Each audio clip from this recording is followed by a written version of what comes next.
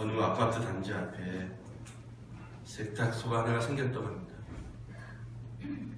근데 이 세탁소의 원인이 모를 불이 났다고 합니다. 세탁소 안에 주민들이 맡겨놓은 옷이며 모든 것들이 다 타버렸습니다. 며칠 후에 아파트 게시판에 이런 광고가 붙었다고 합니다. 여러분의 세탁물이 화재에 다 타버렸습니다. 너무 죄송합니다. 그러나 여기에 여러분이 맡긴 옷과 그 종류를 적어주시면 제가 최대한 보상하겠습니다 하고 세탁소 주인이 광고를 올렸습니다. 그런데 그날 다음날 보니까 누군가 그 밑에 글을 또 남겼습니다. 아저씨 힘을 내세요. 저도 양복 한 벌을 맡겼는데요. 보상받지 않겠습니다. 괜찮아요. 어쨌든 다시 일어나시기를 바랍니다. 이렇게 써놨습니다. 그것을 보고 또 어떤 사람이 감동을 받았는지 또 이렇게 댓글을 써놨습니다. 나는 원피스 한 벌을 맡겼는데 꽤 비싼 것이지만 제가 포기할게요. 그러니까 힘내시고 다시 일으키세요. 자, 그러면서 몇 사람이 포기한다는 그 글을 써 올리니까 사람들이 그 세탁소에 관심을 갖기 시작합니다. 그러니까 누군가 금일봉을 세탁소 주인에게 전달했다는 소문을 듣게 됩니다. 그러니까 또 다른 동대표들이 회의를 해서 우리가 세탁소를 좀 도와주자고 금일봉을 전달했다고 합니다.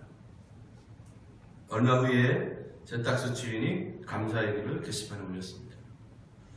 제가 월남전에 참석해서 열심히 돈을 벌어서 세탁소를 열었는데 이렇게 화재가 나서 문을 닫기 직전에 이르렀지만 여러분의 사랑과 격려와 후원으로 다시 문을 열게 되었습니다. 제가 열심히 일을 해서 여러분의 은혜에 보답이 되도록 또 갚도록 하겠습니다. 이렇게 글을 올렸다고 합니다. 자, 여러분 참 훈훈하지 않습니까? 처음 그 한 사람의 아름다운 선택이 모두에게 즐거움과 행복을 줄 수 있는 그런 이야기가 아닐 수 없습니다. 자, 만약에 입장을 바꿔서 여러분이 세탁소 주인이고 여러분이 그 옷을 맡긴 그런 분들이라면 어떻게 했을까요? 아마 세탁소 주인 입장이라면 내가 무슨 지금 내 코가 석자인데 보상은 무슨 보상이냐 하고 그렇게 아마 원망하고 그렇게 아마 남 일을 보듯이 이렇게 생각할지 모르겠습니다. 더 그런가 하면 옷을 맡긴 입장이라면 그 원피스가 얼마짜리인데 그 양복이 얼마짜리인데 내 돈 내놓으라고 달려들지 않았을까요, 여러분? 자, 여러분, 남을 먼저 배려하는 것,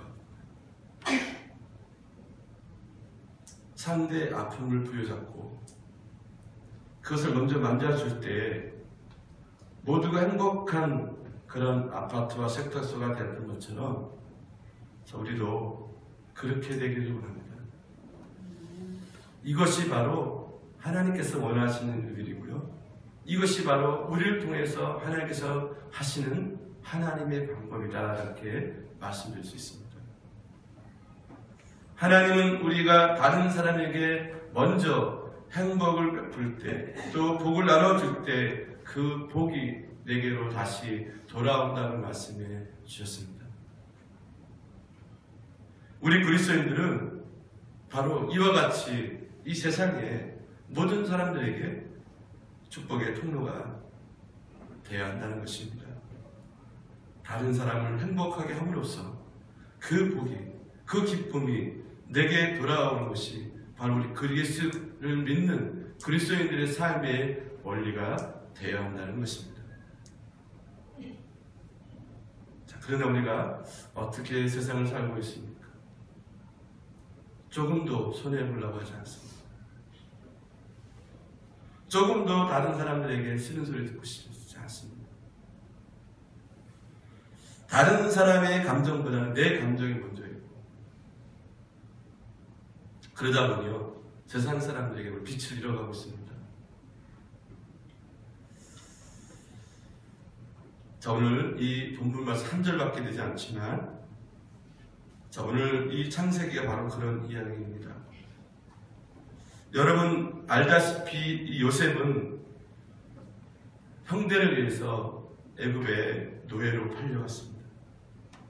이제 시위대장 보디발의 집에 팔려왔는데, 보디발이 보니까 참 준수한 청년이고 신뢰만 하고, 웬일인지 이 요셉이 들어온 이후부터는 집안일이 잘 되기 시작하고 돈도 잘 붙고 일이 잘 되는 겁니다. 그래서 집안 총무로 위탁을 합니다. 그런데 놀랍게도 하나님께서 이 요셉이 이 집안에 온 뒤로부터 보디발의 가문에 복을 주시기 시작했다고 했습니다. 성경에 보니까 요셉을 위하여 여호와께서 그 주인의 집에 복을 내리셨다. 그리고 여호와의 복이 그의 집과 그의 발과 모든 농산물에 비쳤다라고 성경은 증언하고 있습니다. 자, 우리가 성경을 자세히 보면 좀 이상한 점을 발견합니다. 아니, 요셉을 위하여 복을 주셨다고 했는데 진짜 복 받은 사람은 누구입니까? 보디발의 집입니다. 요셉이 복을 받은 게 아니라 보디발의 집이 복을 받았습니다. 농사가 잘 되고 재산이 늘어난 겁니다. 자, 여러분 한번 생각해 보십시오. 정말 이것이 요셉을 위한 복일까? 보디발의 주인의 입장에서 생각해 보면 이 청년은 정말 복덩어리가 굴러온 겁니다. 그래서 이 노예를 꼭 붙잡아야겠다. 그래서 이 주인의 입장에서는 이 요셉이 오랫동안 있기를 간절히 바랬을 것입니다.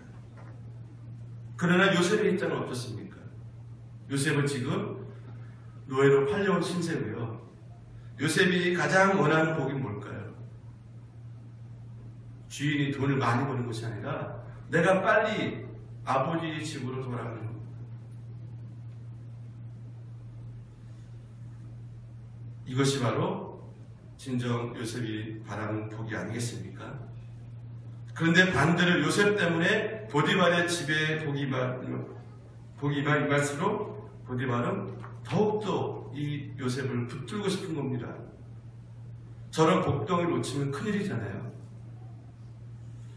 그래서 요셉은 어쩌면 이 노예에서 풀려날 가능성이 점점점 줄어든다고 할 수 있습니다. 자, 여러분, 하나님은 성경에서 분명히 말씀하셨습니다. 성경을 다시 한번 보실까요? 오늘 본문의 말씀 창세기 39장 5절 말씀입니다. 그가 요셉에게 자기의 집과 그의 모든 소유물을 주관하게 할 때부터 여호와께서 요셉을 위하여 그 애굽 사람의 집에 복을 내리심으로 여호와의 복이 그의 집과 밭에 있는 모든 소유에 미친지라. 요셉을 위하여 그 애굽 사람의 집에 복을 내리심으로 여호와의 복이 그의 집과 밭에 있는 모든 소유에 미친지라. 오늘 성경은 분명히 말씀하고 있어요. 하나님께서 요셉을 위하여 이 집에 복을 내렸다. 정확하게 표현하고 있습니다. 자, 그럼 과연 이것이 요셉을 위한 복이냐 하는 겁니다. 물론 요셉 자신이 보면 내가 가정 총무가 된 이후에 집주인이 복을 받고 잘 되는 것은 물론 기쁨이겠지만은 요셉으로서는 그것으로 만족할 수가 없었습니다. 그럴수록 주인인 보디발은 자신을 절대로 도와주지 않을 것이고 자신을 오래 붙들고 있음으로 인해서 요셉은 노예로 한평생 살 가능성이 있기 때문에 그렇습니다. 집에 돌아갈 가능성이 없는 거예요. 요셉은 어떻게 했을까요? 하나님 앞에 이 상황에 대해서 진문의 기도를 했습니다. 하나님께서 뭡니까?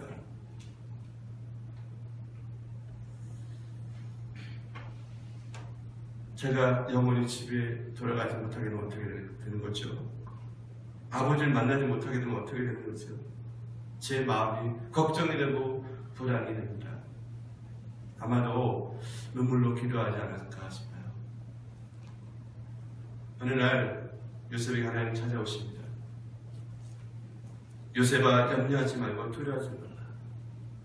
내가 너를 반드시 너의 고향과 너 아버지 집에 그리고 너 형제들을 만나게 될 것이다.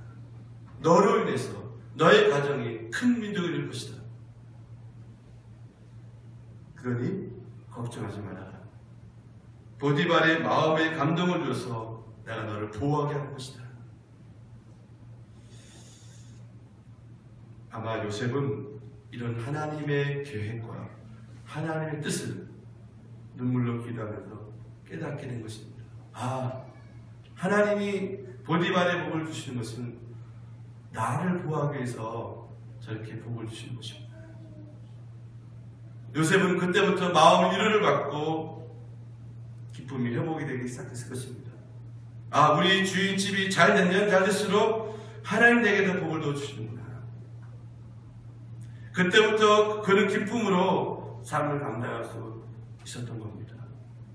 여러분, 저는 두 번째로 다시 한번 말씀드리고 싶은 것은 뭐냐면 이것이 바로 하나님의 방법이에요.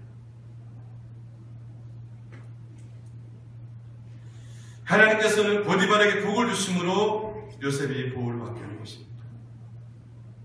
그러니까 보디발은 그때부터 요셉을 바라보는 생각이 달라집니다.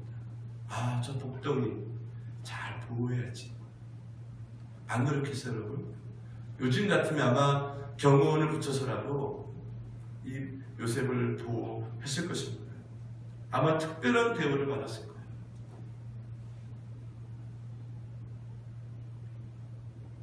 하나님은 요셉을 보호하기 위해서 보디발의 마음을 움직였고 보디발의 집에 놀라운 복을 주신 것입니다.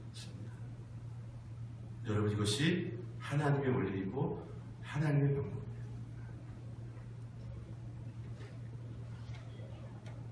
요셉 때문에 보디발이 복을 받고 요셉 때문에 갇혀 있는 노예들이 복을 받는 거예요.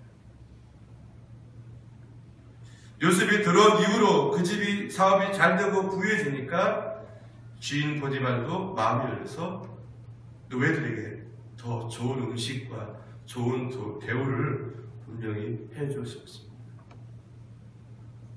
요셉 한 사람을 위해서 그 집이 복을 받는 거예요.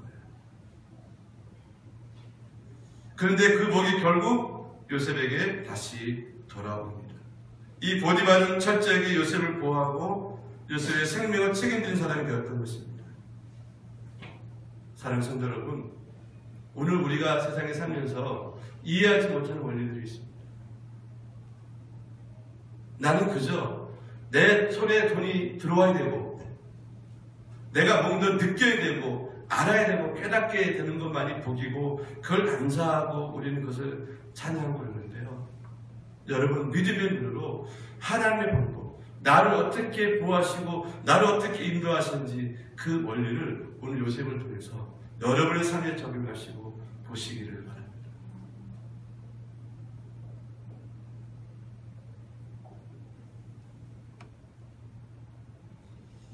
하나님은 우리를 통해서 우리의 이웃들이 복을 받기 원하는 겁니다. 저는 좀 거국적인지 모르겠지만 우리 대한민국이 복을 받으면 북한도 중국도 일본도 저 멀리 있는 미국도 복을 받을 수 있도록 하나님 우리 특별히 선택해 주시고 그렇게 복을 주신 줄 믿습니다. 아멘. 여러분, 이 복과 은혜를 우리가 잘 지켜야 되지 않겠습니까? 저는 예수를 믿는 안 믿는 집안에서 예수를 믿고 목사가 되면서 그 전에는 제 인생에 참 비루하고 별것도 아니고 정말 죽고 싶을 정도로 인생이 그렇게 참 안 풀려간 인생이었지만은 예수를 믿고 구원을 받고 목회하면서 저는 이런 믿음을 갖기 시작한 거예요. 그래, 나는 필요 없는 사람이 아니고 나같이 연약한 사람을 통해서 하나님 다른 우리 가족들, 형제들 복을 주기 원하시는 거예요. 그러니 내가 속으로 그냥 당신들 복 받으러 달라고. 우리 어머니는 저희 집안에 목사가 나왔다고 가문의 영광이라고 생각을 하신대요. 교만한 말이 아니라 오늘 이 말씀 입장에서 보니까 저는 정말 복덩어리예요. 여러분들도 여러분의 가정과 직장과 교회 안에 믿음의 복덩어리를 다 내시기 바랍니다. 예수님 말씀 중에 가장 유명한 말씀 황금률이라고 그러죠. 마태복음 7장 7절에 이런 말씀이 있습니다. 너희가 무엇이든지 남에게 대접을 받고 싶은 대로 너희도 먼저 남에게 대접하라. 우리가 여러분 죄송합니다. 그래서 목이 안 좋아서요. 남을 대접하면 그 복을 받는 분이 바로 여러분 자신인 것을 말씀해주고 있고요. 또 누가복음 6장 6절에 다 같이 한번 읽어볼까요? 시작.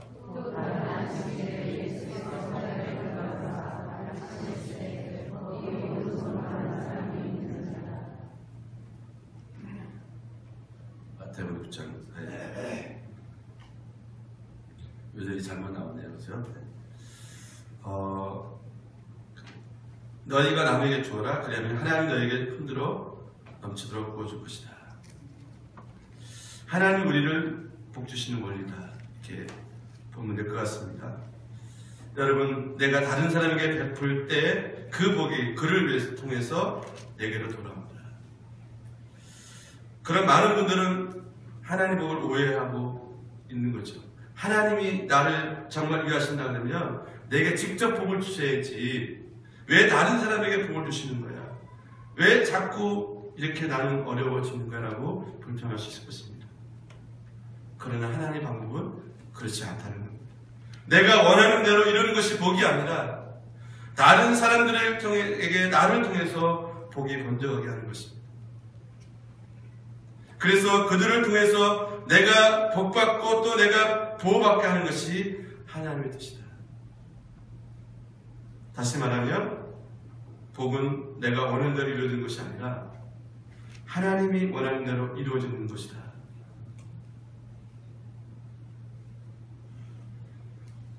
오늘 본문에서 요셉이 지금 원하는 복이 지금 이루어지지 않았습니다.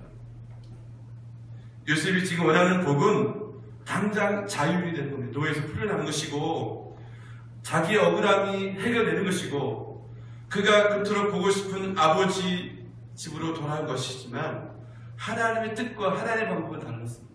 요셉의 생각과 달랐어요. 하나님은 요셉을 통해서 하고자 하는 일이 있었습니다. 그것은 그가 애굽의 국무총리가 되고 그를 통해서 계급 가운데 많은 사람들을 구원받게 크게 번성하는 것이 하나님의 뜻이었던 겁니다. 그러니 너는 잠시 잠깐 좀 어려움을 감당해내라.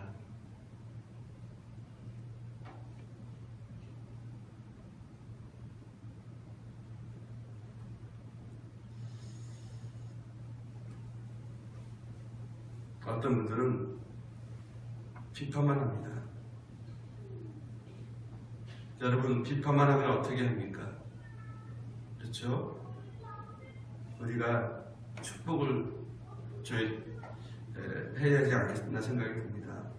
그래야 나라도 평안하고 교회도 평안하고 가정도 직장도 평안해지는 것이 아니겠습니까? 나라가 어려운데 나만 잘 되면 뭐하겠습니까? 그렇게 될 수도 없는 거고요. 나라가 잘 돼야 나도 잘 될 수 있는 거 아니겠습니까? 그리스도인들은 내 공동체가 잘 되고 내 가족, 내 교회, 내 민족이 잘 되는 것을 우선순위로 둬야 한다고 생각합니다. 어떤 목사님한테 이런 얘기를 들은 적이 있습니다. 그 목사님이 장로님을 만나서 그 대화 중에 하나입니다. 장로님 요즘 경제가 어렵다는데 장로님 회사가 좀 어떻습니까? 그랬더니 목사님 겨우겨우 살고 있습니다. 그저 직원들 입에 풀칠하면서 겨우 운영하고 있습니다. 장로님께서는 아마 그 어려움을 이렇게 표현하신 것 같아요.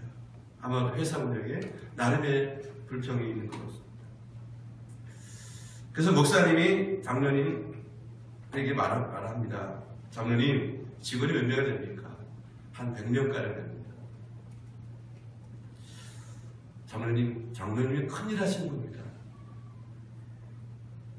장로님은 지금 이 100명가량의 직원만 먹여 살리는 것이 아니라 그에 딸린 식구들 한번 생각해 보십시오.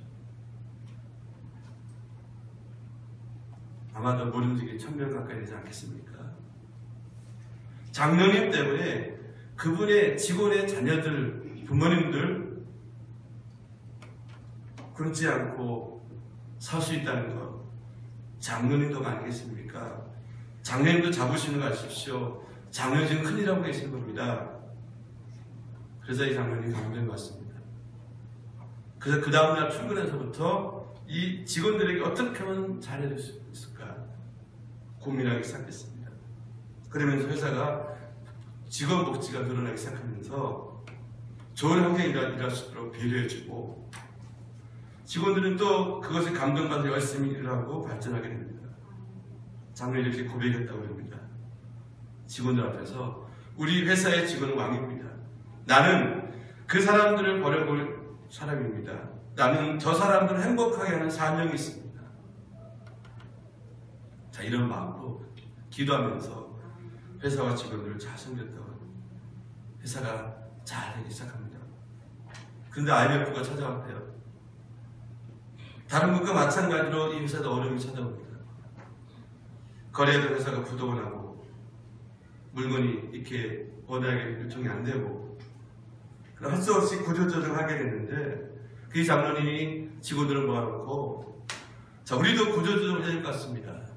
이 중에 절반은 안타깝지만은 퇴직을 해야 될 것 같습니다. 직원들이 이렇게 얘기합니다. 사장님, 그러지 마시고 우리가 절반만 받을 테니까 다 같이 일하게 해주십시오. 우리 그대로 써주십시오. 그래서 정말 월급 반을 깎고 다 한 사람도 나가지 않고 열심히 일을 하기 시작했다고 합니다. 이 회사가 오히려 더 잘되고 더 복을 받아서요. 몇 년 뒤에 더 큰 회사로 발전했다고 합니다. 여러분, 저는 오늘 이 말씀을 전하면서 계속 반복하는 단어들이 있을 것입니다. 그것은 이것이 바로 하나님의 방법입니다. 이것이 바로 그리스도의 원리입니다라고 말씀드리고 있습니다. 여러분, 이 회사의 이야기도 이 장로님의 이야기도 역시 이 방법이, 이 원리가 바로 하나님의 방법이고 그리스도의 원리인 것입니다. 남을 행복하게 할 때 내가 행복해지는 것이다.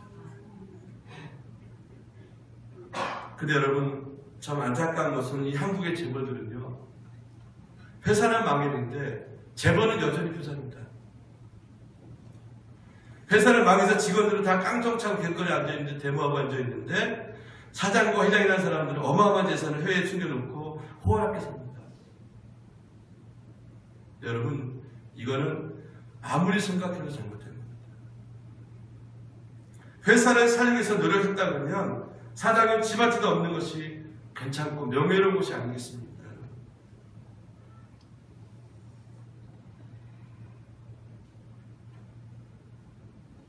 다른 사람을 잘되게 할 때,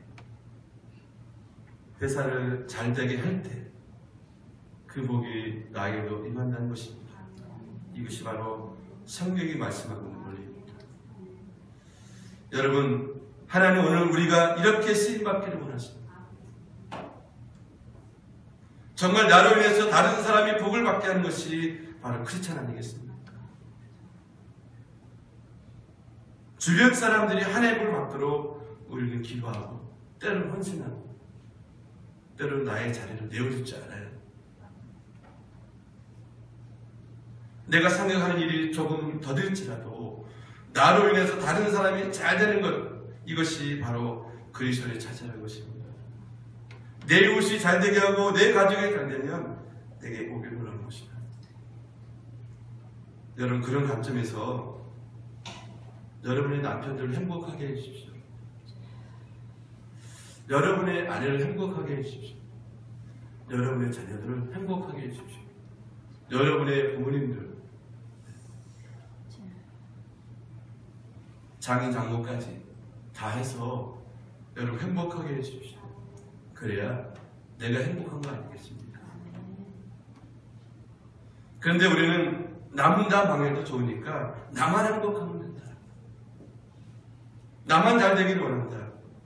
내 집만, 내 교회만. 이런 법은 없는 것입니다. 여러분, 그래서 우리가 나라 민족을 위해서 기도하는 것이고요. 그래서 여러분, 여러분이 속한 제자를 위해서 기도하는 것이고요. 그래서 여러분, 우리가 살고 있는 이 지역을 위해서 기도하는 것입니다. 그리고 여러분, 이웃과 직장을 위해서 그래서 기도하는 겁니다. 우리가 시간이 남고 할 일 없어서 그런 게 아니라 이것이 다 하나님 원리고 이것이 내가 다 우리가 뭘 만든 비결이기 때문에.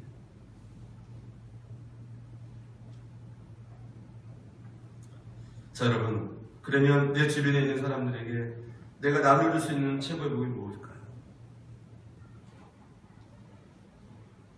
여러분이 나눌 수 있는 최고의 복이 과연 무엇인가요? 저는 이렇게 말하고 싶습니다. 그것은 바로 그들에게 하나님을 먼저 만나게 하는 것이다. 내 이웃 사람들이, 내 가족들이 하나님을 만나고 하나님을 경험하게 되고 하나님의 은혜를 잊게 하는 것이, 그것이 그들의 최고로 행복하게 하는 것입니다. 그럴 때 그들을 통해서 하나님은 내게도 복을 주시고 나를 보호하십니다.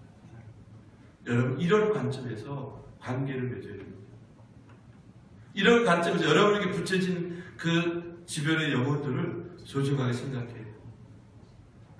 세상도 그런 말을 하잖아요. 돈을 잃어도 사람을 잊지 말아라 그러는데, 여러분, 하나님께서 우리를 통해서 붙여진 영혼들을 잊어버리면 되겠습니까? 무시하면 되겠습니까? 아픔이 좀 되겠습니까? 그러니 우리가 잘 들여다보면 우리가 사는 것이 얼마나 하나님께서 역행하고 사는지 모르겠어요. 다 욕심과 자기 이기적인 생각들 때문에 하나님 뜻을 저버리고 살더라고요.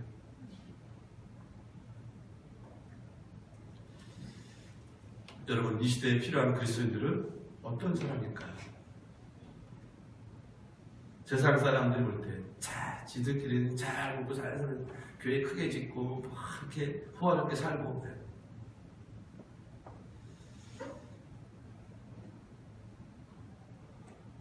자, 이런 말을 들으면 안 되겠죠. 이 시대의 그리스도인들, 이 시대의 교회는 다른 사람을 축복하는 사람,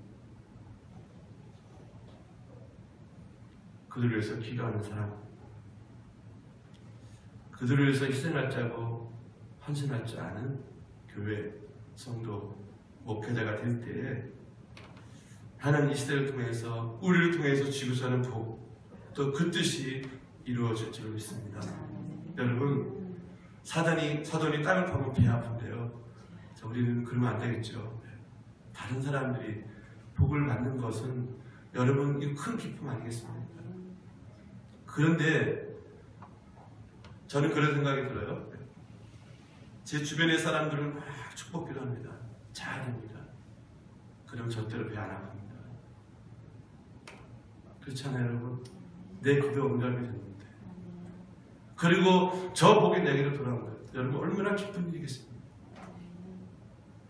여러분, 그런 관점으로 사람을 보고 세상을 보고 이 환경을 보고 이 모든 여러분을 만난 사건을 보시고, 그것이 혹시 여러분 볼 때 지금 당장은 내 뜻대로 난 것처럼 보인다 할지라도 축복의 마음 잊어버리지 마십시오.